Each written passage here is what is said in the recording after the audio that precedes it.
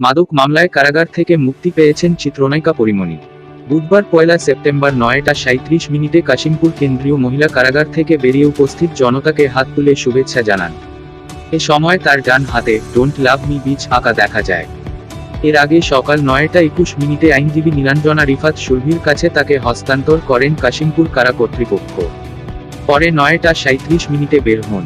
পরীমণিকে নিতে কারাফটকে উপস্থিত ছিলেন তার খালু মোহাম্মদ জসিম উদ্দিন।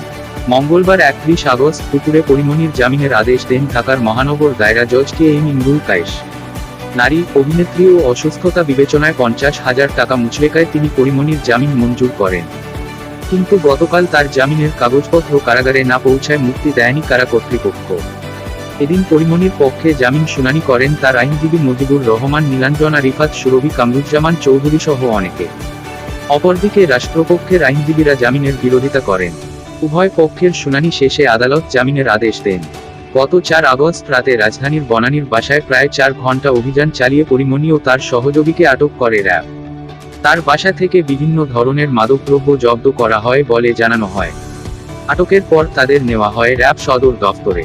পরে র্যাব-1 বাদী হয়ে মাদক নিয়ন্ত্রণ আইনে পরীমণির বিরুদ্ধে মামলা করে।